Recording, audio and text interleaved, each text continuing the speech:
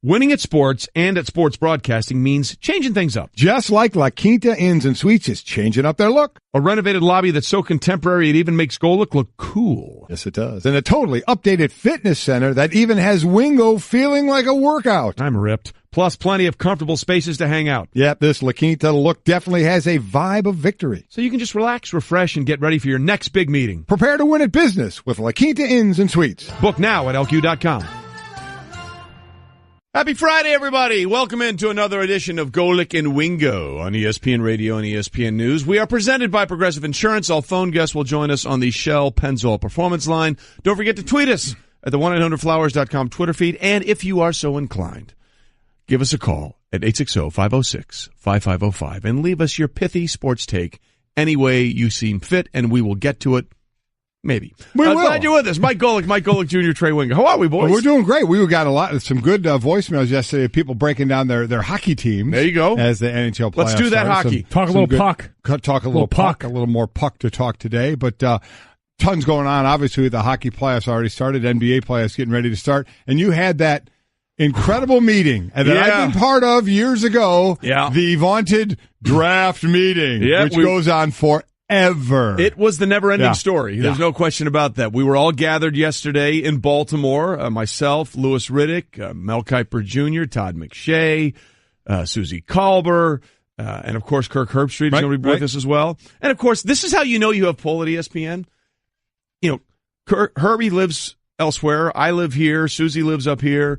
Todd lives around here. We all went to Baltimore. All went to Baltimore because? Of Mel Kiper Jr. Uh-huh. Because Mel has and I'm not lying, air quotes, compound on the water in Baltimore. We all had to gravitate toward the big hair of Mel Kiper Jr. Did a home game for Mel. I guess the big question for me, as I asked you on Twitter, was it catered? But was it catered with pumpkin pie? Because anybody that doesn't know, Mel Kiper has a piece of pumpkin pie every single morning. I do imagine that Mel Kiper's kitchen just looks like draft scouting reports littered all over the place, and just open up a fridge and it's just rows of pumpkin pie. There's nothing else but pumpkin pie. He will literally sometimes eat a whole pumpkin pie a day. And nothing wrong with that. A whole pumpkin pie a day. No problem with that at all. So we did not have pumpkin pie. Wow. What we did, they had some sandwiches, which was nice. Then they had some little candy lying around. But the first thing I thought of when they brought in the candy is what you tweeted me yesterday. Were there donuts? There were no donuts. There were no donuts. But it was an extended dance mix version of a meeting, which is always fun. Oh, my gosh. We went through the first round and some of the players, so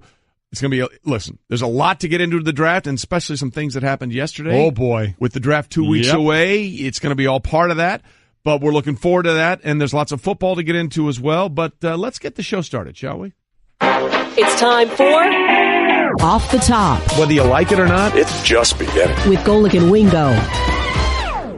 And we start off the top in baseball as the Red Sox, well, they're not going to go 161-1 anymore. They may go 160-2 now as they've lost 2 games. Yeah. But they beat the Yankees 6-3 to improve to 10-2 this season. Tied for the best 12-game start in franchise history. Rick Porcello threw 7 scoreless innings, and the Red Sox have an MLB best ERA of just over 2.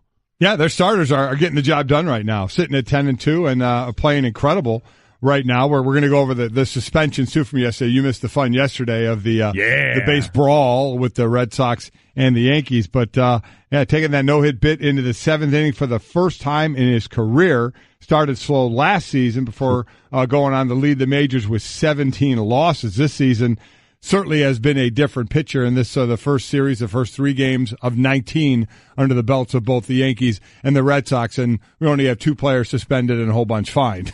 Yeah, no, a hot start to a rivalry that has 16 more meetings over the course of this season. I think it was 17 going into last night. This is exactly what we could hope for. This, for me, we've talked about all the great storylines for Major League Baseball at the beginning of the season. Reigniting this in a major way is one of them. This was the defining rivalry of my childhood in baseball in the early 2000s when the Red Sox were coming back to championship prominence. So if we can get this as the Yankees start to grow into themselves with a couple of the new additions to the roster this year, job well done. Absolutely. As for the suspensions, again, you mentioned to it. Right. Joe Kelly, the pitcher, was suspended 6 games. Tyler Austin 5 games for their parts in Wednesday's brawl. I know why they do it, but to me, it should be the same number of games missed. I know we're going on percentages, but Tyler Austin literally, they're both appealing it, by the way. Yes, they are. And they'll probably get reduced. But Right now, the way it sets, Tyler Austin's going to miss 5 games, and Joe Kelly will probably only miss 1 start. Yeah, again, by percentage, though, it is about equal because starters usually go 30 to 33 starts, and baseball players can play, 162 games. That rarely do, but so I think the percentage can be kind of close, and that's why they do it. It does seem odd on its face when you read it and look at it, but that's one of the reasons why. A bunch of players and coaches, Alex Cora, the manager for the Red Sox, got fined. Third base coach Phil Nevin, and then a bunch of players who were on the DL came onto the field. Everybody's allowed to run onto the field. Right. You're allowed to clear the benches, except if you're on the DL. Yeah. You can't go onto the field, and some players who were on the DL went on the field, so they're going to lose some money out of their paycheck. Information that would have been useful to me yesterday, I'm sure those guys are saying. Well, it is interesting, though. It's the only sport where you can run onto the field and there's no problem. No problem at all. NBA, you leave the bench, there's an issue. NFL, you come on the field, you leave the bench, it's an issue.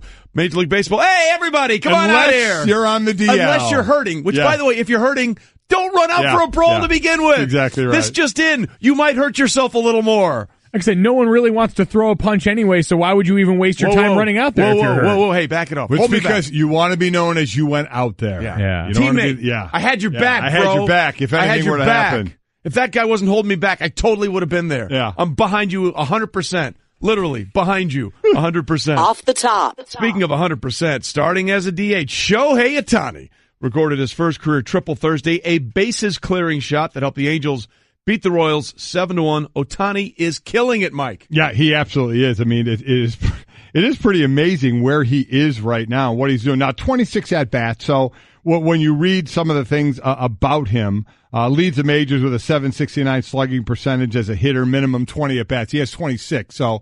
But still, it's an incredible. He wants to play more. He's talked about wanting to be out there, playing more, pitching and hitting, obviously.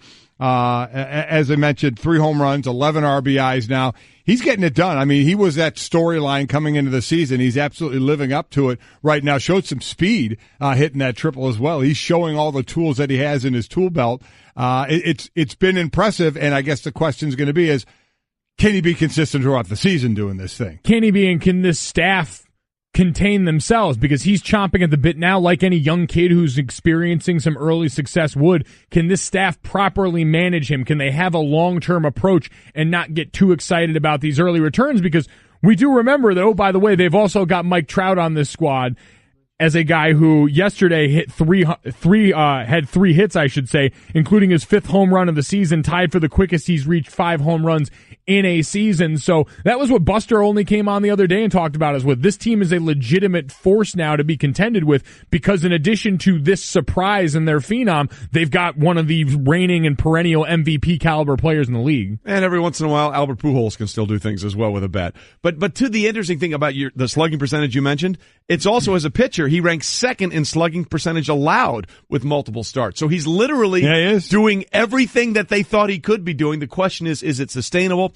And we'll find that out as we play out through the summer and into the fall. But right now, because of what he's doing, he gets a couple of things. One, he gets his own tune. I want you to show the way. So love that. Well, we'll find out how much everybody else loves it. We love it. But that's why Shohei Ohtani is in the zone. In the zone, brought to you by AutoZone. Get in the zone, AutoZone. Off the top. And we continue with the Blue Jackets in the NHL, rallied from a 2-goal deficit to beat the Capitals 4-3 in overtime and take a 1-0 series lead in the beginning of the Stanley Cup playoffs. Artemi Panarin, known as the Bread Man. The Bread Man. Figure that one out. Panarin, come on, put it together. You can do it. 3 points. He had 2 assists, a goal, including the overtime goal. Most points in a playoff game in Blue Jackets history. As you mentioned, coming down from a couple of goals down and lead that series now 1-0 First lead in a postseason series in franchise history. So they got it done yesterday. Other games as well. We started talking about the NHL and the playoffs yesterday with the Golden Knights getting their first win yesterday. Bruins get the win yesterday. Lightning win. Predators win. Sharks win as well. So we are all in getting that. I know it's first round, but as I said, to me, there's still nothing as exciting in person as hockey, and then hockey playoffs just takes it up another level. That Bruins-Leafs series, the score doesn't really indicate it, but that game got dicey for a little bit. Probably going to be some suspensions handed down in that one. A couple of really dirty 30 plays that got looked at and held center stage as the Bruins spent what felt like the majority of that game in a power play and absolutely made them pay for it. Yeah, you're right. Going forward, what's going to go on with that series and certainly some of the players. Look, as you said, playoff hockey, there's nothing better. Everybody gets amped up to watch this, including people that have, a rooting interest, including our own Jason Fitz.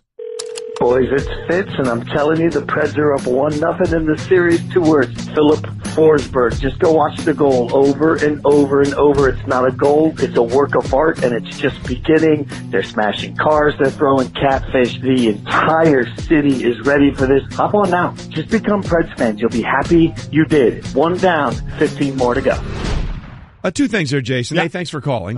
And B, I don't think we should be celebrating cars being smashed. Cars being smashed. I mean, I'm all for the catfish throwing. The catfish thing, I'm big on okay. that. Yeah. But let's not smash the cars. Yeah, I don't know why we'd want to do that. Especially game 1 of 16 you got to win. A lot to go. And we're Pump the brakes, cars. Fitzy. Yeah. Pump the brakes. I'm still holding out hope for the catfish beer chug as part of our NHL bet that we come up with. Sounds just nasty. It sounds really nasty. Sounds nasty. It sounds nasty that I would not want to do it, but I'm all in on you doing it. I want to be clear about that. Well, that's fine. Listen, I'm willing to do it just the way you guys are going to have to risk it. You're going to have to risk it if you want to see the potential of me drinking beer out of a catfish. No risk it, no biscuit. Exactly. So, again, look, Nashville's awesome, and the Titans linemen got into it last year. They did. Games, they did. Chugging the beers, throwing the catfish. It was fantastic. But let's dial back on smashing the cars. That's probably not the best thing to do. Unless you have Off insurance. the top. Yes, then it's okay. Yeah. Because that's fine. No, we're kidding. Kick the tires, light the fires. Oh, come on. Oh, here we go. Yeah. And the Las Vegas Aces selected A'ja Wilson with the top pick in Thursday's WNBA draft, making her the 5th player from a current SEC school to be chosen first overall. Yeah, last one was Candace Parker back in 2008, went to the Sparks there, and 3 UConn players again went in the first round. It's the 3rd time that has happened, but A'ja Wilson, the player of the year, 5th South Carolina player selected in the first round of this draft under Dawn Staley. Prior to Staley getting there, only 2 had been taken in the first round. So she got that program going. The 6'5" Wilson. I mean, one is a heck of a player. And I love the fact this was the old San Antonio team now relocated to Vegas. The Las Vegas Aces. That's awesome. I cool. Just absolutely love, I can't say it enough, the professional sports going on in Vegas right now. I'm glad to see at least one team embracing that side of things in Vegas, because you've got the Golden Knights that went relatively generic in this naming process. The Raiders are obviously not going to change their names and all this, but you had a team with a chance to make a splash and do something with it. The Aces. I do like that. At some point, we got to have like the Las Vegas double downs. The Las Vegas breakfast buffets. The Las Vegas over-unders, right? We need, if we're going to go down that road, we need all of them. Las Vegas, hit me. Exactly. The Las Vegas bookies. Yeah, that would be good. The Aces is good, though. I do like that. Yeah, no, listen, it's a strong start. Very on brand, and a place that needs to really embrace that. By the way, did you see what happened when she got picked number 1 overall? Her favorite player is Blake Griffin. Right. And they showed her the video of Blake Griffin congratulating. She lost her mind. Yeah, she did. Very, very cool thing right there. So congratulations to A'ja Wilson. Again, number 1 overall pick in the WNBA draft for the Las Vegas Aces. Okay. So as we said, I was out yesterday because of our NFL pre-draft meeting. Again, 2 weeks from yesterday, the draft will start in Dallas. We'll be down there with Golic and Wingo. We're looking forward to that. And of course, the draft is the 3-day extravaganza where nothing happens, and it's the greatest non-sporting event of all time. Sure is. That's what I call the draft, because nothing happens, yet people tune in, and they're all convinced that their team has now paved their way to Super Bowl glory. And every team is involved. That's the beauty. Correct. Of it. And everybody's right. The wonderful thing about the draft is everybody's right. Yeah, that's who we wanted all along. Exactly, because you can't be proven wrong for 3 years. The beautiful thing about the draft is you can die on that hill. You can defend anything you want because you can't be wrong until 3 years from now. And that's what makes it interesting. But it segues us into this other thing that's happening in the NFL, several things, including what I like to call where we are right now in the NFL year. Again, there's no off season in the NFL. There's the regular season, the postseason, the player procurement season that we're in right now, free agent signings and the draft, and then the preseason, which is training camp and all that kind of stuff. There's literally 4 days where nothing is going on. And we're still in the player procurement era of the season, not only with the draft, but in signing of players. And there was a story out there that maybe a player who a lot of people think should be already in the league was going to get back into the league potentially, and that went south. Colin Kaepernick was scheduled to have a meeting and a workout with the Seattle Seahawks, but that meeting got postponed. Here is Adam Schefter explaining. It was a last-minute stipulation that the Seahawks went back to Colin Kaepernick on, trying to get an answer, because they've had so much unrest there. They want to have a peaceful season this year, and they want to understand that it would be peaceful. And so they went back to him and said, look, before you come in here, and we need a backup quarterback here to back up Russell Wilson, we just want to know that you're okay with towing the line here. And he did not want to answer that. He was not ready to say whether he would or would not kneel this season. So that's where this gets really interesting, because there is this sort of public perception out there that Colin Kaepernick has said whoever signs him, he will continue. He's never been stated publicly in any way, shape, or form what he's going to do going forward. So we don't know what the issue is there. Then, of course, with this story, with what Seattle wanted to hear from Colin Kaepernick, it looks like they didn't hear what they wanted to hear from Colin Kaepernick. But then it becomes really sort of muddy here, Mike, because it just seems the way the Seahawks went about this seemed to set themselves up for failure one way or the other. Well, it really did. I mean, you wonder why they made this decision. Mike, I heard you talking about it. Why not bring him in, and just work him out and just say, we'll make a decision later?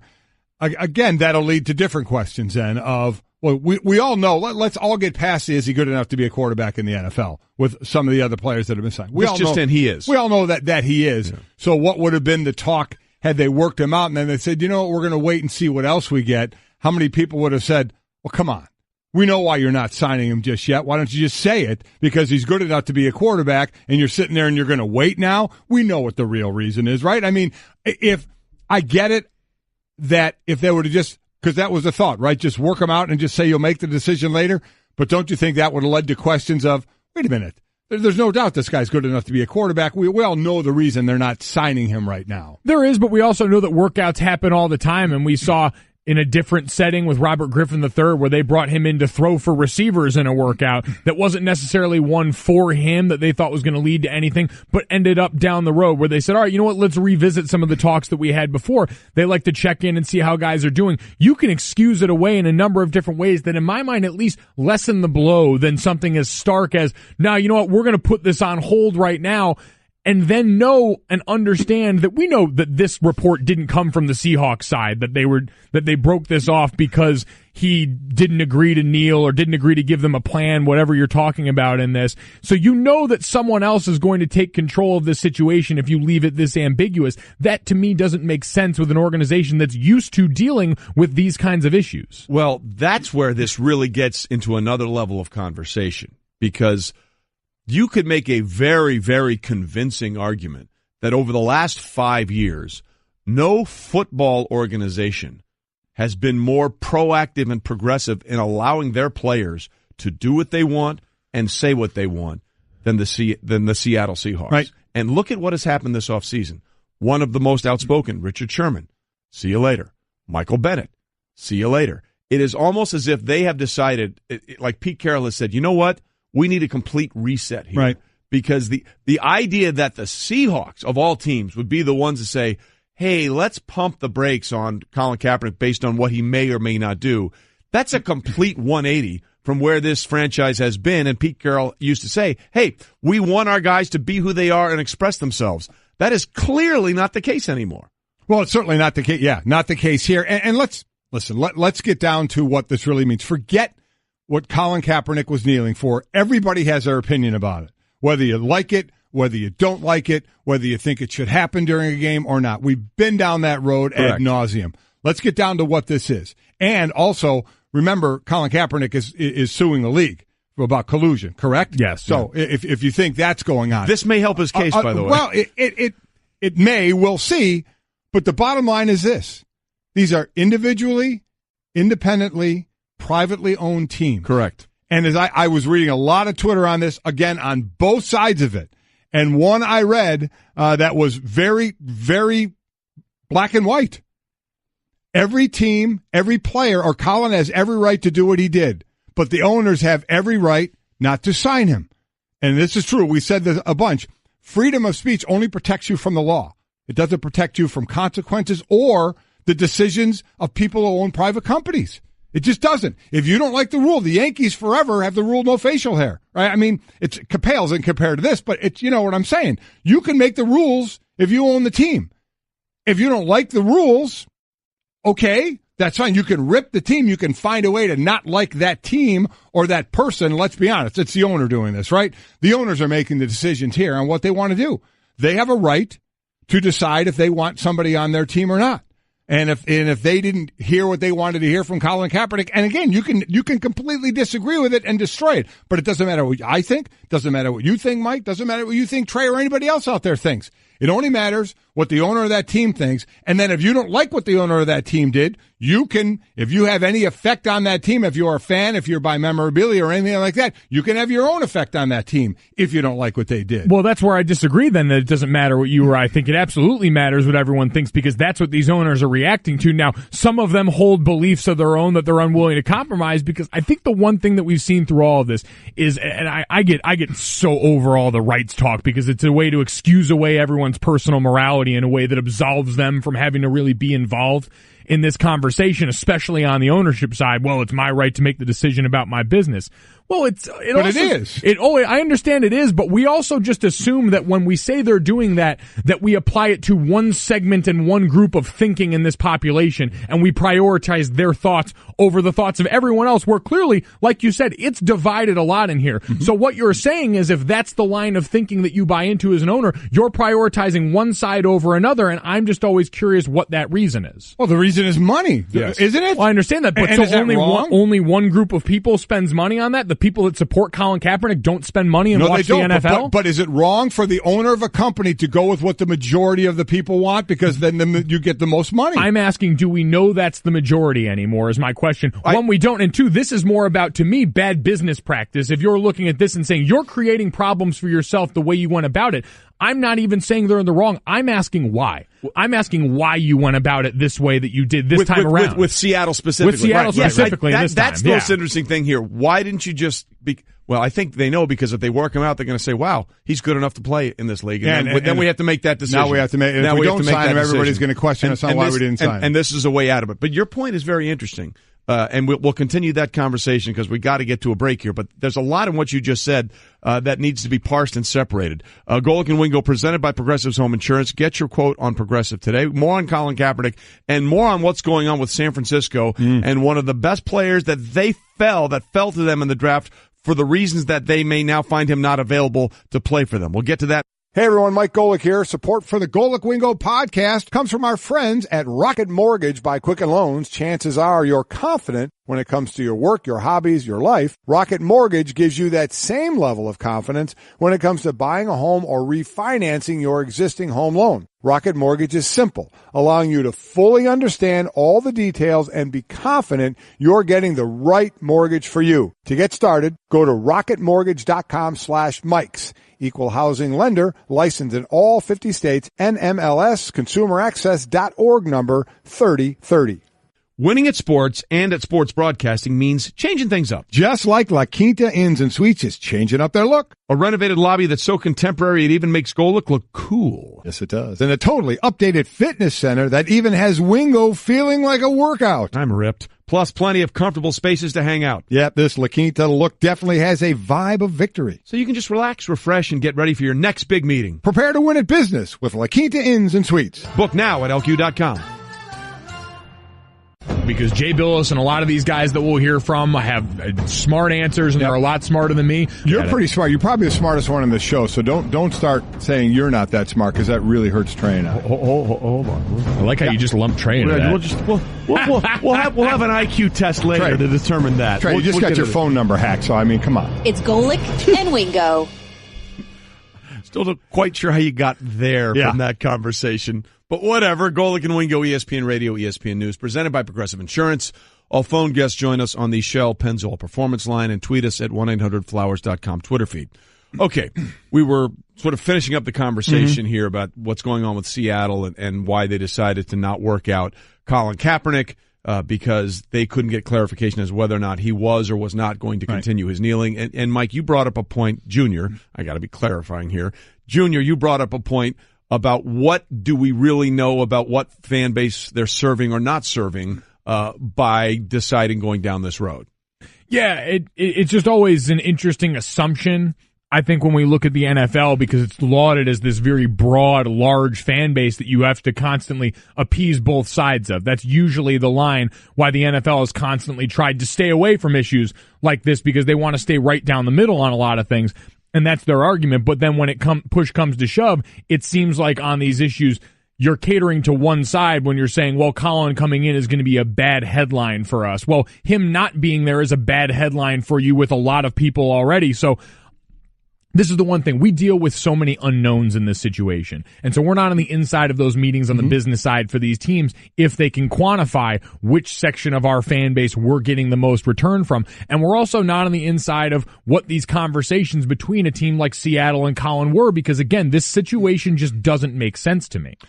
As far as, which side of it is the majority in this, I mean, I don't know what teams do if they do something to try and find that out. Well, wouldn't you want to know? Well, we heard Mara in New York, didn't they send out a massive email or whatever it was, communication with season ticket holders to see where they stood? I got to believe there's something that's done to try and find out. But regardless of that, the point still is they get to make their decision. Correct. And if their decision is wrong, then they pay the price. I got a tweet from Aaron that said privately held companies like the NFL teams still receive taxpayer money to support their stadiums and do day-to-day operation costs. If the owners want to foot the bill for everything, then I agree they can do what they want.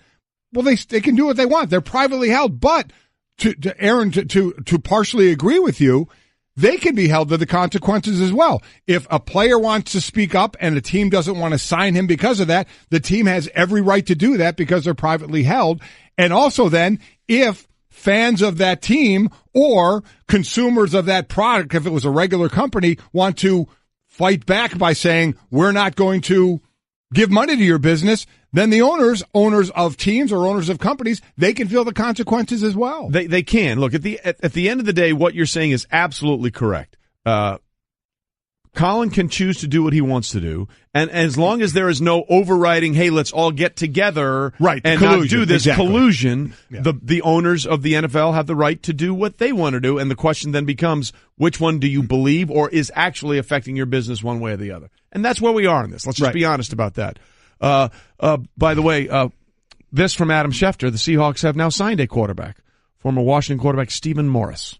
So there you go. See, well, thus endeth the lesson. The one thing that I get tired of, whether it's our network or another network that lists, look at all these quarterbacks that signed and Colin Kaepernick is not signed. Aren't we past that? Aren't we past the fact that Colin Kaepernick doesn't have a job in the NFL? Has nothing to do with his football ability. I mean, again, one thing we don't know is what he's asking for money-wise to come in as a backup, but forgetting that part of it, but I guess if he's asking for a lot, you can't forget that part of it.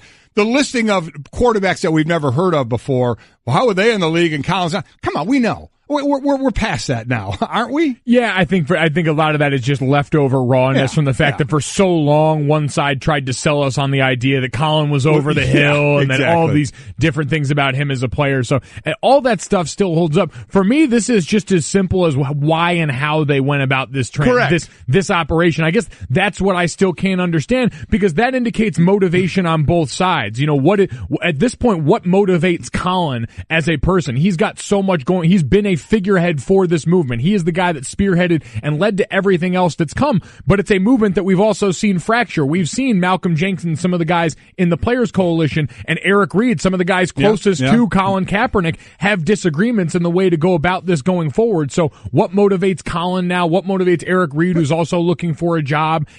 That's the stuff that we don't know going on behind the scenes here, as well as why the Seahawks would go about this the way they did, knowing the attention it would bring. I guess my point on that would be, and I get the attention part of it, but the only difference between them and all the other teams is now publicly we know they're not bringing him in because he didn't say he would stand up, right? We already know that other teams, because the other teams haven't even tried to bring him in. Nobody's tried, and we know the reason why. Yeah, we just know that Seattle now made it kind of public. That's really the only difference, correct? Well, the difference is they didn't get clarification on what he was going to do. We don't know whether he said, according to Adam, whether he was going to stand or kneel. We don't know that. The only thing is, we know whatever they asked him, they didn't get the answer they were hopefully looking for. I guess that's the only way to say it. And they may not have put it out there publicly, but Adam Schefter put it out there Right. publicly. Oh, I'm sure Seattle wasn't the one. Yeah, I was going to say, again, you think about who this benefits for the news to be out there, and it hasn't been Seattle. No, it is not. No, so again, they've signed quarterback Stephen Morris per a source, that according to Adam Schefter, and I'll be honest, I have to look up and find out who Stephen Morris is. Yeah. And that leads us to another discussion, because something happened yesterday that is going to have big ramifications on what happens 2 weeks from now, which is the start of the NFL draft, which would have been Thursday. It'll be Thursday night 2 weeks ago from yesterday. And on yesterday, San Francisco 49ers linebacker Reuben Foster was charged with 3 felonies, including domestic violence, in a connection with his February arrest. That according to the Santa Clara District Attorney's Office announcing. He's facing up to 11 years in prison for all of these charges. The officials say Foster, now 24, quote, physically attacked his live-in girlfriend, leaving her, quote, bruised with a ruptured eardrum, end quote. Officials said Foster dragged her by her hair, physically threw her out of the house, and punched her in the head 8 to 10 times. The 49ers issued a statement saying they were aware of the charges. We will continue to follow this serious matter. Reuben is aware that his place in our organization is under great scrutiny and will depend on what is learned through the legal process. So there's a couple of things to get into here.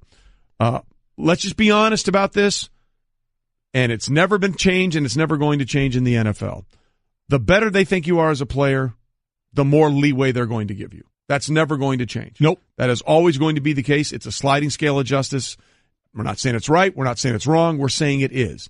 But it is somewhat incredulous to look at what's going on with Colin Kaepernick and what he may or may not be doing, and then have a player like Reuben Foster who is facing some serious charges, and right now he is still on the San Francisco 49ers roster. Yeah, he can't be on the commissioner's exempt list, Correct. which would mean they could take him off of the field until the league's investigation is done. So, and I love this guy coming out of school. He's a tackling machine. We saw the red flag start to go up at the combine with his confrontation at the hospital there, and other red flags come up. We saw him fall in the draft to number, 31? Yes. I guess overall, I sit there and look at a big picture and say, all this talk about the guys that kneel down for what their cause was and how that was received. People thought it was a slight at the military, and they're saying, no, it wasn't. How that all went down. And you have, if half of this stuff is true, dude dragging a girl out, hitting her in the head 8 to 10 times. Rupturing her eardrum. I mean, why the hell is that person in the league? I mean, seriously, that person's playing. Yet we got people trying to get money and help others and talk about causes, and they're ostracized from the league. And again, you can have your opinion on either side, but this is kind of right there in your face, isn't it? I mean, now, again, we're going to wait for the investigation, but if this is true, and I know the league has a policy right now, and they're going to have to live by the policy, 6 games for the domestic violence, could be more, but could be less as well, and we've seen a lot of less at times, and the only one that stayed on was Zeke Elliott stayed at 6. But you think about it. If this is true, why the hell should this guy play football anymore? This is where an owner should say, hey, Reuben Foster's available. Oh, wait, that's the guy that dragged that girl out of the house, threw her, and hit her in the head 8 to 10 times? Yeah, you know what, we're going to pass on that. Oh, but he's a great player. Oh, he is? Well, maybe we should sign him then. I mean, this is where it blows my mind of what you see out of somebody and willing to look the other way because of how good a player is. That's the frustration with all of the Kaepernick people, regardless of what context that conversation comes up with. As far as the 49ers, they've got to nail this because you're a franchise that's getting ready to enter your window and has to make a statement about who you're going to be. And I understand that there are rules and the PA's got to abide by this. They do. This is one area where you'd like to see some cooperation between all the parties involved, team, PA, and league, where you say, all right, we understand we got to go through a process. We can't put him on the exempt list, but we can't have this guy around the building right now. Can't do it. This is nothing but negative attention in a time of year where if you're that team, you don't want it distracting from what's going on. And if you're the league, you understand the importance of getting these situations right in a way that you have refused to and been incapable of for so long. Well, look, there's 2 things at play here. Number one, I'm really curious to see where the line in the sand is for Kyle Shanahan, the head coach, and John Lynch, the general manager, with Reuben Foster. Because they knew when they drafted him, as Mike, you alluded to, he's a hell of a player, but he came with a hell of a lot of baggage. And there were some concerns. What did Nick Saban say about Reuben Foster when he was going through the pre-draft process, and he had that run-in with an aid worker at the hospital where you go through the medical checks at the combine. Hey, he's never going to be a candy striper. That's not who he is. But if you want a hell of a football player, you're getting there in Reuben Foster. So the baggage was all there, and all the red flags were right there for the 49ers and Reuben Foster, and they still said, hey, this guy's worthy of a first-round pick, and now there's a possibility he may never play again in the NFL if these things are convicted and go to the max, because it could be 11 years. 11 years. That's it. You're done. In jail. So I'm curious to see what San Francisco does going forward, knowing what's on the table for this kid. And I'm also curious to see how many teams, the other 32 teams or the other 31, including San Francisco, as we're now 2 weeks away from this year's draft. And there are a bunch of guys in this year's draft. You love their talent, but there are some major red flags with these guys as well. Is what happened here going to give these guys any pause about taking these guys who they think, hey, maybe they can play, but is it worth the downside of what the San Francisco 49ers are going through right now with what is a really, really disturbing picture? If true, if the allegations and the charges, these are not allegations, these are charges now. He's been charged with 3 felonies. If he's convicted on this, are you willing to risk your organization to go down this road, what San Francisco is now having to deal with some of these guys coming up that could hear their names called Thursday, Friday, or Saturday in the draft? Love scoring amazing hotel deals? Then you've got to get the Hotel Tonight app. Forget scrolling through never-ending lists of hotels. Hotel Tonight shows you a select list of incredible deals at hotels you actually want to stay at. And even though the name's Hotel Tonight, you can book up to 100 days in advance in top destinations and up to a week in advance everywhere else. Want to get those deals? Yeah, you do. Download the Hotel Tonight app now. I think Golic Jr. needs to understand he's just our farm system. That's exactly right. That's what it is. We just cherry pick off his show. If he's lucky, we'll give him credit, but that's not guaranteed. No, but we're certainly not paying him.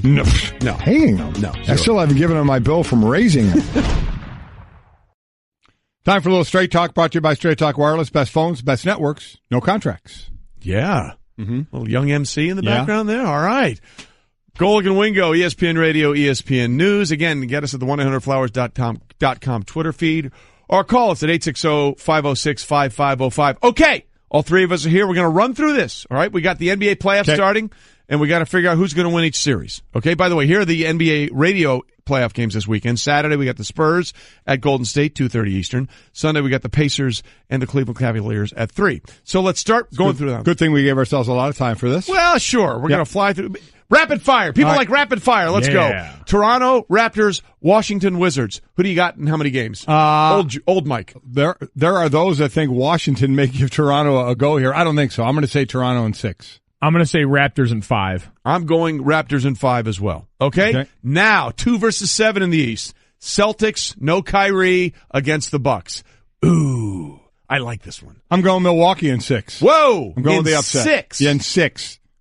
Milwaukee in 6. Milwaukee in 6. I'll go Boston in 7.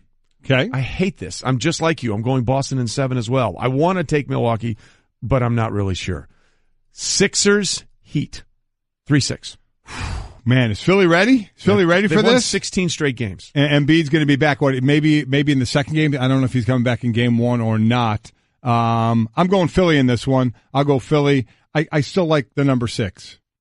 You like Philly in 6? I'll go Philly in 7. First road test is going to be an interesting tell for this team in the playoffs. I'll go Phillies in 6. I'll go Philly in 6 as well with that one. 4-5. Cavs Pacers. Cleveland in 5.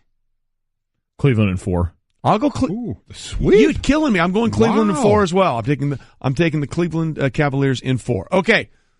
West. Yep. Rockets Timberwolves. Rockets and Timberwolves. I'm going to go Rockets in 5. Rockets in 4.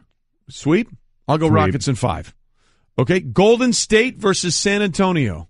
Golden State in 5. Golden State 6. You and I are almost. I'm going Golden State in 6 as well. I need to see it, especially no Steph Curry. You need to see it. All right. Yeah, I understand. Portland Pelicans.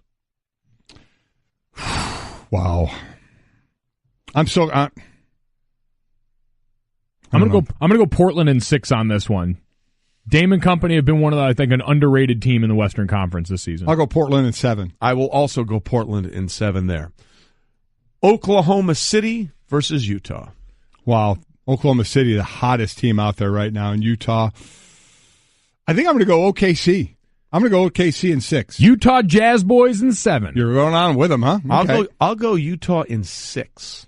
I'm going Utah in 6 on that one. And that, ladies and gentlemen, Straight Talk.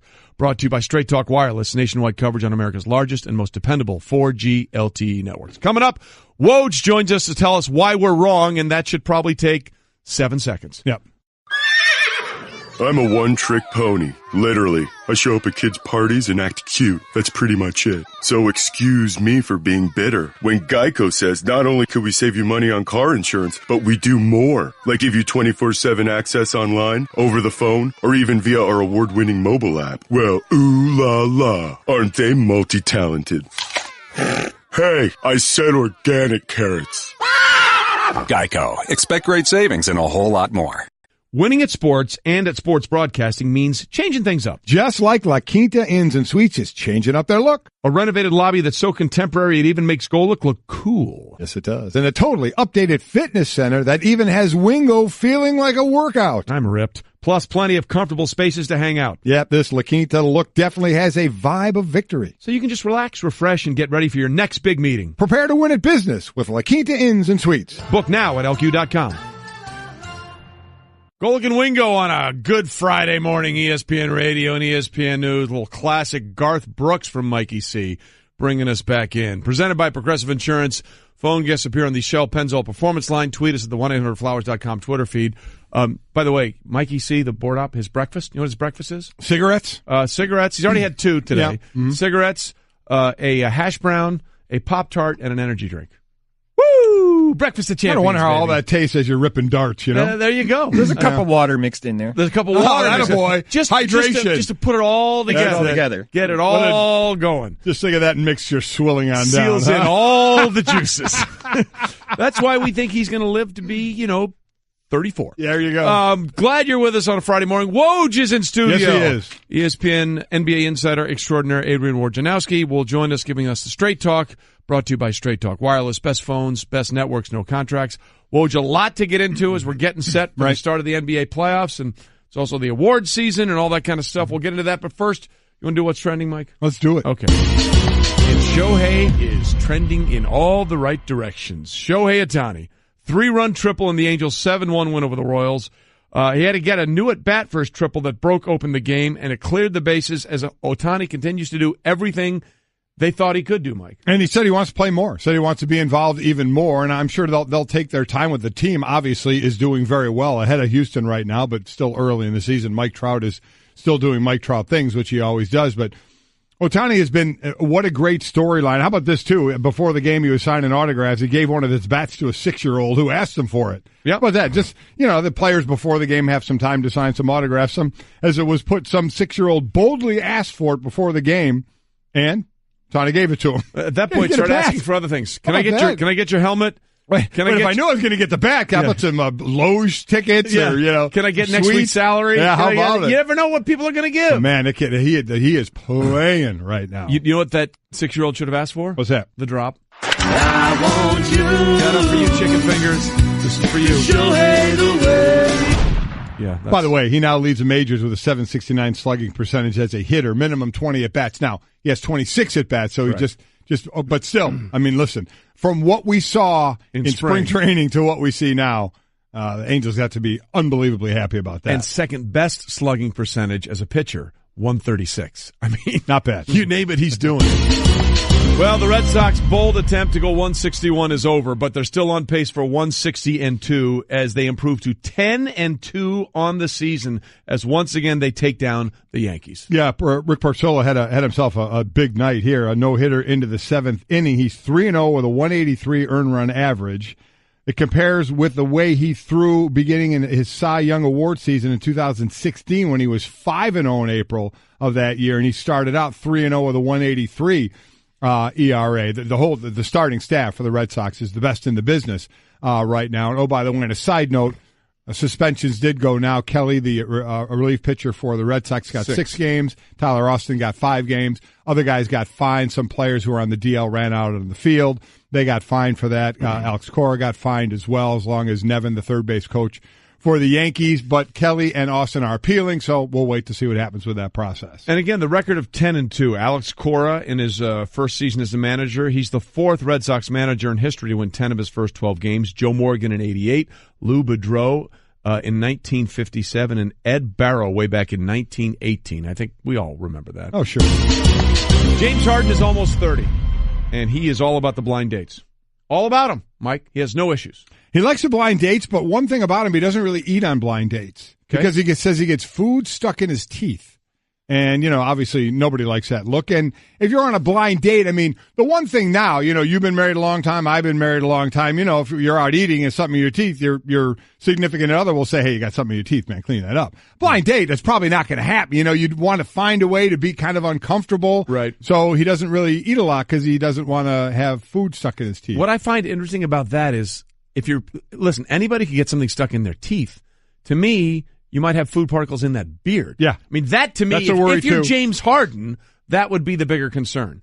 And the biggest concern for Adrian Wojnarowski is he's listening to us talk about this when we could be talking about the playoffs. So let's get to that, Woj. Let's get to the playoffs. And also, obviously, like we have in every league once the season is over, massive coaching changes.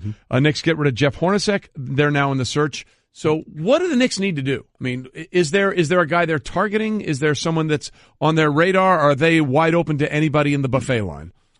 Well, a few of the candidates who they're going to talk to, who they plan to contact here, David Fizdale, Jerry Stackhouse, who has been a G League coach with the Toronto organization the last couple of years, got to the finals this year, won a championship last year, has pretty rapidly earned respect as a future head coach. He'll get some, I think he may get a couple interviews in this cycle, whether he gets a job this year or not. Maybe it sets him up to get one next year, but he's being considered elsewhere too. And, David Blatt, I think they'll talk to him, and Mark Jackson is a conversation for them. But, I think Fizdale is going to be an interesting candidate for them. And he, I think the one thing Scott Perry has talked about, their new GM, is he having someone with presence and personality and as well as somebody who can be a program builder, because that's really, this is a rebuild, and it's even more of a rebuild. It's been that way for a while. It is, and it's even more of a rebuild with Porzingis coming off an ACL injury. You don't know how much he's going to play next year, and you don't know what, typically you are not going to be great coming off of it. It may take all of what's left of next season for him to get back in the following years when he's himself again. So, but I think Fizz Fizz has a real chance to sell himself to them for this job and to be in position to maybe get an offer. Scott Perry, he was on with Michael Kay at 98.7 ESPN in New York, and he said, we don't really need this name thing. We just want someone that can win. And that's your coverall statement. Yeah. We get a win, that takes care of everything. But is that really true in New York? Don't you need some kind of, do you think that they need some kind of name recognition there, or do you buy into what he's saying? I don't. And they have fallen into that trap for too long. They need someone in New York to put together a credible program, to get players better,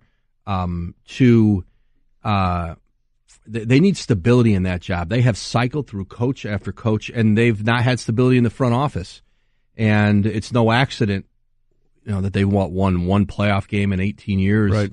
And this roster needs a lot of work. They need a coach and a GM who are going to work hand in hand here and improving this roster, figuring out an identity. They haven't had an identity in so long as a team. And listen, they started off really well last year. Porzingis and Tim Hardaway Jr., the first month and a half of the season, they were as much fun to watch as anybody in the league, and they were really good at home. And then Porzingis, eventually the injury and some other injuries, and it fell apart on them. But this is just a team, an organization that needs to say, what do we want it to look like?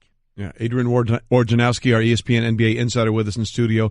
And all this talk about coaches is great, but at the end of the day, they got to find better players, right? I mean, that's it. Yeah, they have not really drafted very well over, certainly the long haul here, and they've made mistakes in free agency. And, Scott Perry's plan, his hope is that the summer of, not 18, but the summer of 19, when they're going to have a lot of cap space, that maybe they're in position to improve themselves in free agency. But New York has found this out. The Lakers have found this out. The big market teams have found it isn't enough anymore just to say we're New York or we're LA and we have cap space. You're going to want to come play for us. You have to have an organization that guys want to be a part of. They think they're going to win there, or they're not coming. They're going to go to small. We all know there was a time in the league where there were only a few markets in the league where anyone would see you play and you could get attention, you could get endorsements. You can get them anywhere in the league now. Guys want to win, and New York has to, between now and then, show that there's an infrastructure there that somebody wants to step in and join. Yeah, listen, I completely agree. I don't think market is the main thing anymore. I don't think it has been for a little while now. As far as jobs that are available, we know Milwaukee is. Obviously, we know the Knicks are. We saw you walk onto SportsCenter yesterday and announced Frank Vogel when you found out he was released from Orlando, and other teams that had interim coaches that it's Memphis, available Phoenix. spots now. Which, in your mind, we talked about this yesterday, and we came up with our team. What is your team of the best landing spot? If you look at all the places for a head coach that may have a choice, what's the choice? Milwaukee. Yep. Milwaukee, because of Tanakupo, and you got a new arena there next year, which is great, but the Greek Freak. I mean, you have a future MVP in the league. And he's locked up for what, how many years now? At least four more years? Yeah, I think he's got 2 more after this one. Yeah. And he is not a player who is he really likes it there, and he wants to win there. He's not someone whose eyes are on, I want to be in a big market, but whenever you have a player of that caliber, you've got to always be showing him you are on a pathway to winning. This is a really important hire for the Bucks, and they have, they probably underachieved a little bit this year, but they have some pieces there, and you've got a player you can just build the whole thing around, and that's the most, I think it's the most compelling job. And the Knicks are the Knicks. Like, there's still people, just the real estate, the garden, that matters to people, even though it's not, there's not a roster that you may love yet. Well, no question.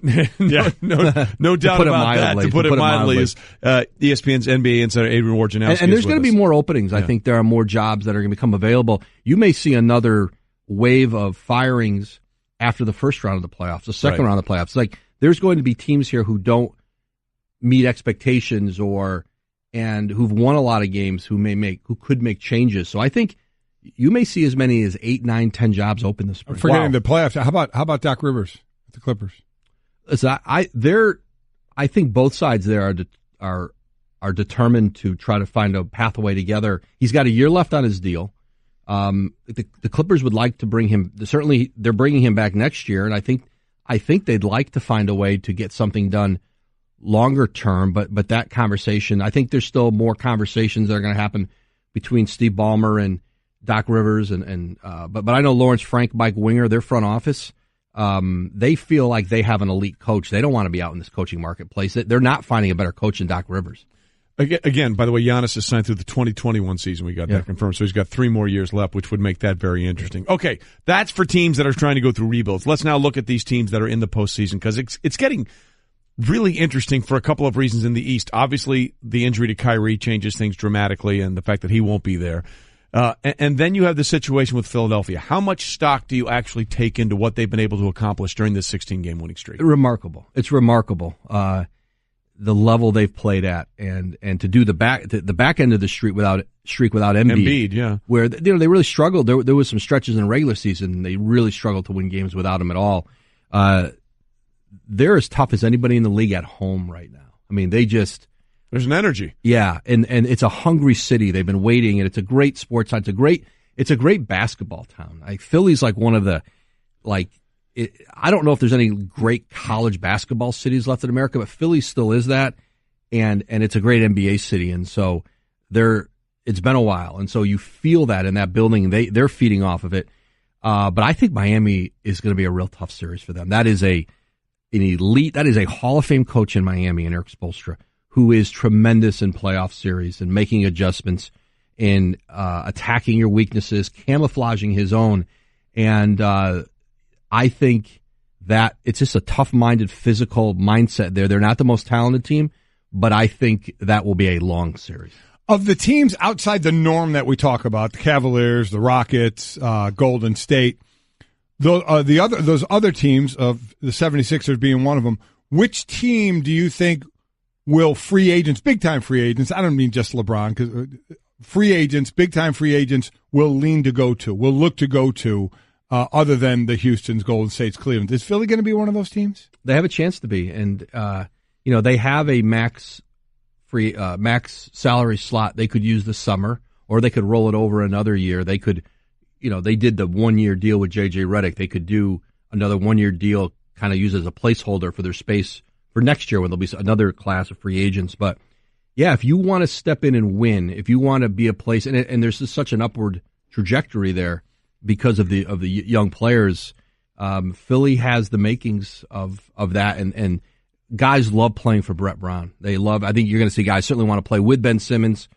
and Embiid, but Brett Brown, there's not a player in the league who comes through Philly and doesn't leave there and say, man, I love playing for that guy. And to see him be rewarded for what he went through as a coach, and that they stayed with him, and for him to come out on the other end of this, that guy, people don't realize like how many nights they would have Brett Brown go do pep talks with the sales team. He kept everybody in the organization. So he was coaching everybody. No, literally coaching everybody at the organization. He kept the morale up, not just of the locker room, and there was a weight on him night after night, but yet he was able every day to come in there positive, and I don't think people quite understand what that was like. I mean, he's probably still, how many years away is he still from being a 500 coach? Yeah. His career record. It's going to be a while before he hits 500. Because of those last couple of years, right? 10 wins a couple of years ago. By the way, to your point about Philly being such a great basketball team, one of my all-time favorite teams in NBA history was the Sixers of the 80s, where you had, at times, you had Julius Erving, Charles Barkley, Andrew Toney, Mo Cheeks, Moses Malone, Mark Ivoroni, Caldwell Jones. I mean, that was Bobby Jones. That was just a great amalgamation of players over a couple of runs to championship levels, which was always really fun. As Adrian Wojnarowski is with us, our NBA insider. All right, Magic Johnson going out there and saying this is the most important offseason of Lonzo Ball's career. Buying it? Until next summer, right? Yeah. Exactly. But you know what they need with Lonzo Ball? They need him to get in better condition. I think they need him to look at a regimen that is an NBA regimen of conditioning and being in shape, not his father's regimen of what it was. And I think his focus has to be on what do the Lakers need from me? And he's got to stay healthier. That's important. You need to be on the floor. And he's going to be, kind of he's a pillar of their free agency. You want guys to want to play with him. Obviously, they're out big game hunting this summer with LeBron James, with Paul George. And if they don't get one of those guys this summer, or both of them, they can go back in next summer when you have Kawhi Leonard, Klay Thompson, Jimmy Butler, all free agents. And, that point guard position, guys are looking, do I want to play with that guy? So two things. First, one more on this, and then a general one, forgetting what his father said, because it's just a lot of talk. What he did as a number 2 overall pick, how would that be graded? How now it's over, what's the thought? I thought, all in all, really, really well, and most do. There are very few point guards who come in this league and really dominate it, because this is the golden age of point guards. It really is. There's never been more great point guards in the league all over the place as there are now. And so you don't see many of these guys come in and just really dominate. What Ben Simmons has done has been tremendous. But a lot of these guys, it takes time. It's kind of like coming in a quarterback in the NFL. You don't see guys just and you see some jumps from some big ones from year 1 to 2. And so I think all in all, really good when you just look at it. And what most important, guys liked in that locker room, they liked playing with him. They like Lonzo Ball. So now the Lakers, one of the teams not in the playoffs. We're going to talk a lot about, obviously, through the playoffs, the teams that are in the playoffs. Now, looking at all the teams that are not in the playoffs, in the next 2 years, which team or teams will be on the other side of that line, not just making the playoffs at an 8 or a 7, but maybe you go, wow, okay, this team is looking pretty good. The Denver Nuggets. Really? And they just missed. I mean, they just missed on the last night. The run that team put on, they had a stretch the last month of the season. They were on the road. You just thought they're going to fall out of it, and they took Minnesota to overtime in the last night of the season. But, they were without Paul Millsap who was their big free agent signing for 3 months this year. Jokic has become a star. And that backcourt of theirs, Jamal Murray and Gary Harris, they got Gary Harris back for the last couple of games, and I think they would have made the playoffs with a healthy Gary Harris over Minnesota, although Jimmy Butler was out too, so everybody has injuries. But Tim Connolly, Arturas Karnisovas, the front office in Denver have done a tremendous job of drafting players and developing young players, and they have a core there that I think is going to not just get in the playoffs in the West, but become a factor. We'll see how that plays out going forward. ESPN NBA insider Adrian Wojnarowski with us in studio right now. Okay, of all the first-round matchups in the playoffs, which one do you think is going to be the most interesting? I really love that. And it's usually the case 4-5, but I really love that Utah-Oklahoma City series. Right. I love, Utah is really one of my favorite teams in the league to watch. And Donovan Mitchell has been great. But the way the pieces fit there, Quinn Snyder is a top 5 coach in the NBA. It's remarkable what he's done there. And how they play, how the pieces fit, the trades they made, bringing Jay Crowder in and how Dennis Lindsey, their GM, has fit the pieces together. Defensively, they've been so dominant with Rudy Gobert when he came back from his injury. They defend you all over the floor, and Donovan Mitchell gives them like star power. And obviously we know the potential of that Oklahoma City team. You saw OKC during the year. They tended to play up the competition. They have lots of wins against the elite and some bad losses against the lower that kept them down a little bit further than you thought. To your point, I mean, they were under 500 way into this season. I think they finished 30-6, some ridiculous stretch that Utah was able to put together. So it was absolutely fascinating. Woj, we'll see what plays out going forward. Guys, thank you. Have a great weekend. Always like having you on the show. Hey everyone, Mike Golic here. Support for the Golic Wingo podcast comes from our friends at Rocket Mortgage by Quicken Loans. Chances are you're confident when it comes to your work, your hobbies, your life. Rocket Mortgage gives you that same level of confidence when it comes to buying a home or refinancing your existing home loan. Rocket Mortgage is simple, allowing you to fully understand all the details and be confident you're getting the right mortgage for you. To get started, go to rocketmortgage.com/Mikes. Equal housing lender, licensed in all 50 states, NMLS, consumeraccess.org number 3030. Love scoring amazing hotel deals? Then you've got to get the Hotel Tonight app. Forget scrolling through never-ending lists of hotels. Hotel Tonight shows you a select list of incredible deals at hotels you actually want to stay at. And even though the name's Hotel Tonight, you can book up to 100 days in advance in top destinations and up to a week in advance everywhere else. Want to get those deals? Yeah, you do. Download the Hotel Tonight app now. Golic and Wingo with you on ESPN Radio and ESPN News. We are presented by Progressive Insurance. All phone guests join us on the Shell Pennzoil Performance Line. Coming up a little bit later, Stu Gatz from the Dan Le Batard Show will join us in about a half an hour. Jeff Saturday will join us at 8:30 Eastern, our ESPN NFL analyst. And Connor Williams, a draft prospect from the University of Texas and a potential first-rounder, will be here at the 9 o'clock hour as well. The end of Minnesota's season is what I love about sports. One of the things I love about it, and this is where coaches, sometimes you say coaches are so intense on every single game, but this is why, in an 82-game schedule or in baseball, 162-game schedule, people are like, it's game 37 or it's game 22. You know why you care? Because of this. Yeah. Because for Minnesota and Denver, it came down to the 82nd game, and in baseball, we've seen them have to go one extra game at times. And in that game against Denver on Wednesday, they went overtime, did Minnesota, to get the win and get themselves into the playoffs. That's why every game is so important, and nobody knows that more than coaches. That's exactly right. And you talk about intense, that might be a word to describe our next guest as he joins us now. Timberwolves head coach Thom Thibodeau joins us on the Shell Pennzoil Performance Line, taking synthetic motor oil performance to a whole new level. Make the switch to Pennzoil Synthetics today. Coach, thanks for being with us. The playoffs actually start this weekend, but as Mike was alluding to, you guys have really already started your playoff run with having to win that game to get into the postseason. Yeah, no question. Thanks for having me on. The last month, as you guys know, the West was so tight, it felt like you were already competing in the playoffs. Every night mattered, every play mattered, and then, of course, to have it come down to the last game, that last game against Denver had a Game 7 feel to it, and it was virtually a play-in game. So In many ways, though, for our young guys, and of course for us, we haven't been in the playoffs in 14 years. The young guys, it was valuable experience for them to be in those type of games. Let me just say this real quick, Coach. If you ever don't want to coach, you have a future in FM radio with that voice. Just let you know that. I can hear you playing some deep tracks off Deep Purple or Pink Floyd right now going through my head. Well, just keep a seat available there.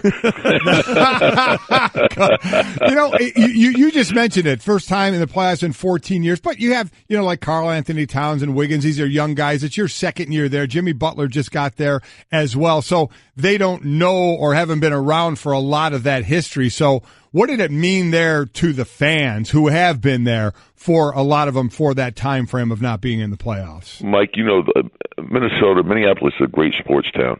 And so they've gone through a long period of time. It's pretty hard to go through 14 years of not being in the playoffs.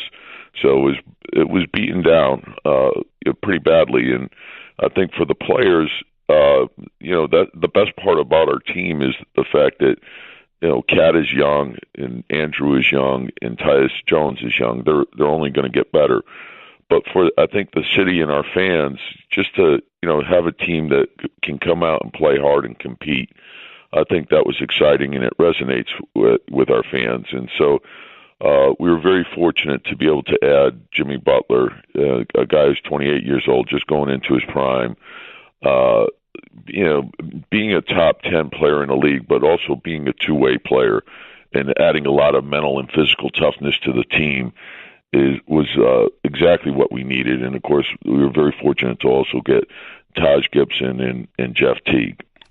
Thom Thibodeau with us, head coach of the Minnesota Timberwolves. As you said, listen, the end of the season really was a playoff run as it was so bunched in the West, and you guys had to take care of Denver to get in. So that's the good news. The bad news is you get the Houston Rockets, a team that I think you were 0-4 against in the regular season. So how do we change that dynamic in this first round of the postseason? Yeah, and you're right. I mean, the Rockets have had a great year, and when you dig into their numbers tell you how good they are, and they're strong on both sides of the ball.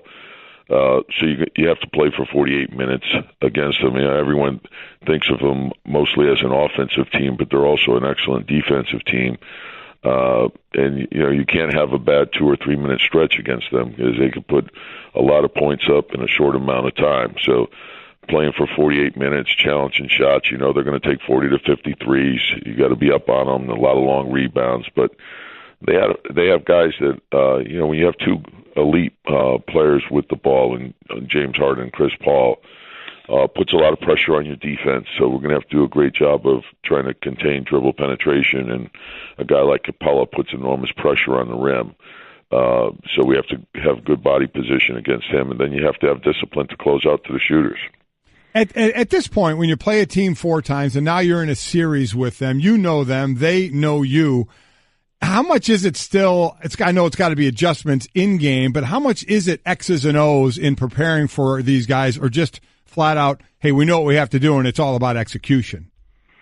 Well, I think, and it's probably the biggest difference between college basketball and the pros, in the sense that in college, it's the NCAA tournament's exciting because it's one and done, but in the pros, it's a series, and so you're playing the same team over and over again. So you're going to know them inside and out. They're going to know you inside and out. And then it's your execution. It's, do you have a fundamental base to your game? So when someone does this, this is your counter to doing that. And your ability to think on your feet, read and react, and your preparation is critical. And hopefully you've built the right habits to endure those things. A mental mistake in the playoffs could be the difference between moving on and going home. So the concentration's critical, the maximum effort is critical, and hopefully you've been building those habits throughout the course of the season. And oftentimes when you look at the games during the course of the season, there's a lot of things that go into it. Where you are in your schedule when you're playing them. You may be on a back-to-back or a 5 and 7. They might have 3 days off. They may have someone out. You may have someone out. So I think you have to look into all that and then see how you match up now and how you're currently playing. Thom Thibodeau with us, head coach of the Minnesota Timberwolves. To your point about what a great sports town Minneapolis is, we were there obviously for the Super Bowl. Right. It was great. And how everything's connected and all downtown really makes it a lot of fun with all the arenas and the stadiums there. But listen, this is the postseason, as you alluded to. There's the edge between winning and losing is so small. You know your stars have to show out in terms of Butler and Karl Anthony Towns, but who needs to be that X factor for you guys to pull off one of the rarest upsets of all time, an 8 taking down a 1 in the NBA playoffs? Yeah, I think you have to play well as a team, and you're right. Like, I think, teams are going to gear up for those guys, and you can throw Andrew Wiggins in there as well. Yep. But the thing that a guy like Jeff Teague, who's been very good in the playoffs throughout his career, and he's done a great job of running our offense and getting into the paint and making plays. And then, of course, we've added Derrick Rose. We have Jamal Crawford off the bench, and Tyus Jones has played very well for us, along with Gorgie Deng. So, we need the depth of the team. And as you guys saw in the last game, a guy, Taj Gibson, is sort of one of those guys that goes under the radar all the time. And all he is about winning, and he brings so much toughness to the team. I had him in Chicago. He closed a lot of games for us in Chicago. But he does, his defense is invaluable. His screening, his running the floor, his ability to finish in the paint, set great screens, all that stuff. You really don't measure a lot of that stuff in a box score, but I think his teammates and his coaches know how valuable he is to winning.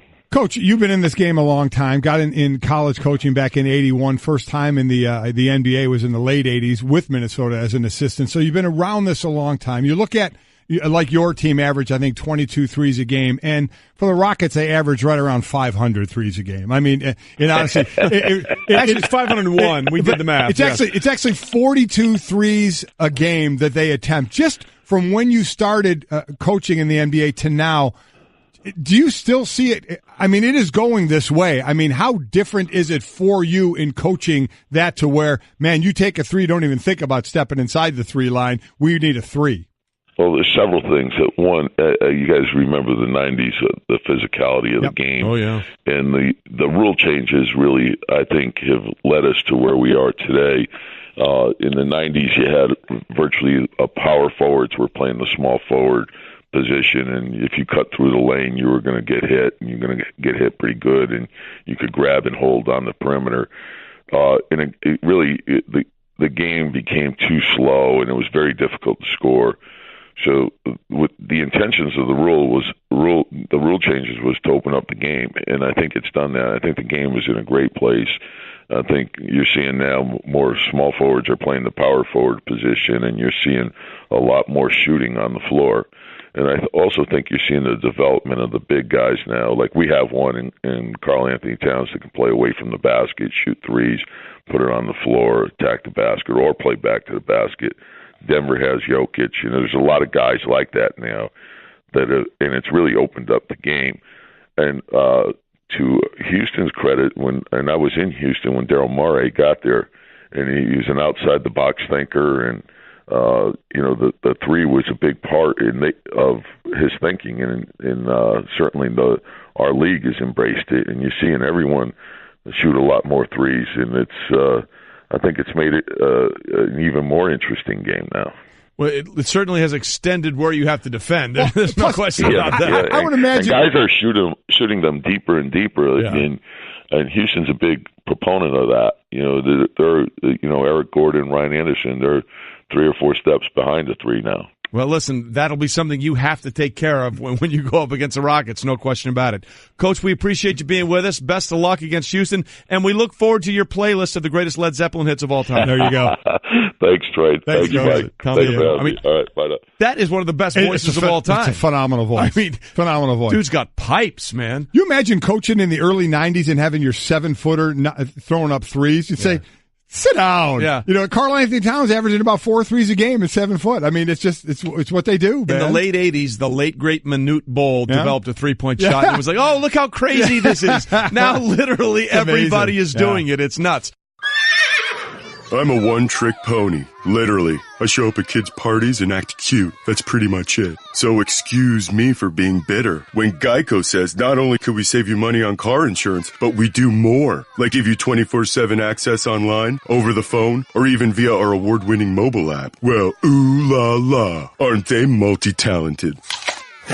Hey, I said organic carrots. Geico. Expect great savings and a whole lot more. This whole driving the cars without a driver, this automated, I don't like. That's coming down the road. I kind of like the idea of the automated driver, so you can just sleep. But do you trust it enough to go to sleep? No, I don't. I actually don't. Nobody's driving the car. That's a problem. Big problem. Big problem with AI.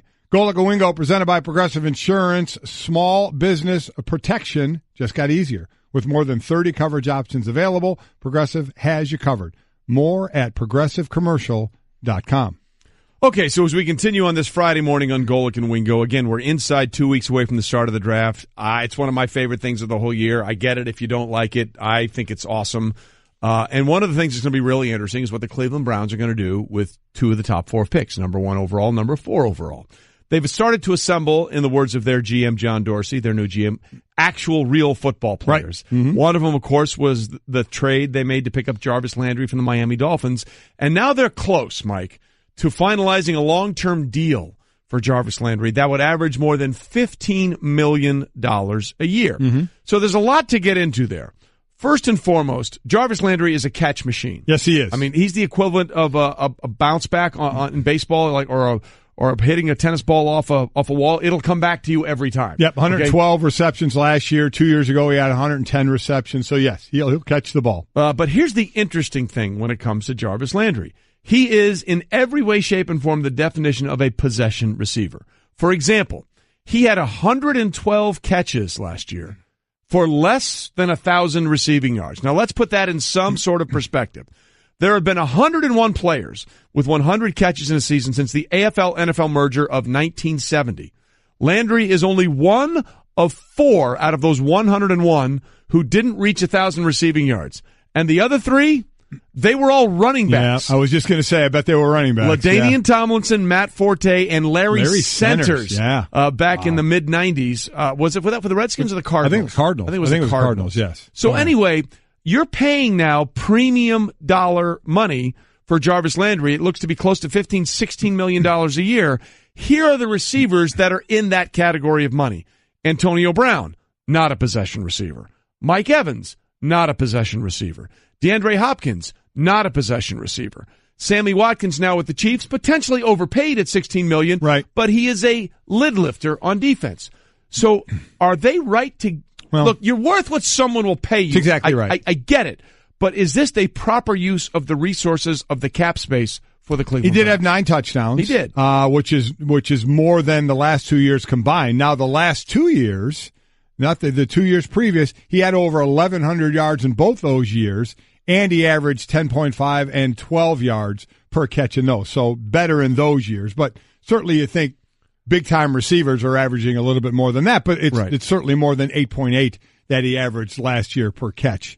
To that point, okay, he averaged, like you said, 8.8 yards per catch. Among the 74 qualified wide receivers last season, Landry had the second fewest yards per catch at 8.8. Only Cole Beasley at 8.7 had fewer yards per catch. So my guess is, how do you use him? Correct. How does Cleveland plan on using him? Hopefully longer routes. Is he that guy? I don't don't know the answer. Again, would you take 110 receptions, 1,100 yards, 10 yards a catch? Would you take 94 receptions, 1,136 yards, 12 yards a catch? I mean, those are stats you would probably take, right? Yes. I would think so. Now, both those years were only 4 touchdowns each year, whereas this past year he had 9.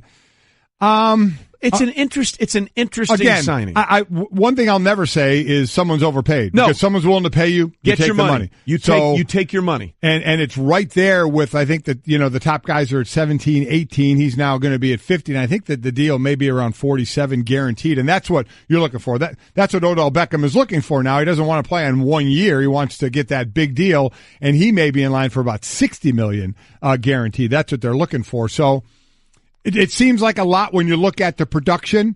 As I said, maybe there's different plans to use them differently this year.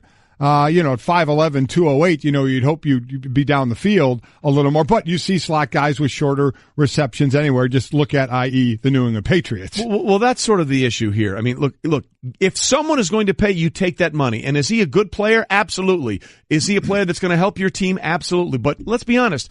Every player's contract is about managing his value versus what you're willing to pay him against the cap. And with what the production historically he's brought in terms of explosive plays, are you willing to pay him like an explosive player? Cleveland certainly is. Yep. Look, good for Jarvis. We'll see going forward if it's actually good for Cleveland. Back with more after this. Everyone in the neighborhood knew about Bobby. Bobby, the basketball boy, they called him. Bobby wanted to go pro someday, so he was always out in the driveway shooting hoops. But one day, his mom came out and told him, "Hey, your wife wants you to take out the trash?" His mom was visiting, and Bobby was a grown man. He had kind of missed his window. Plus, no one had ever seen him actually make a basket. But on the other hand, Bobby had heard how Geico could save him money on car insurance, so he switched and saved. So it was all good.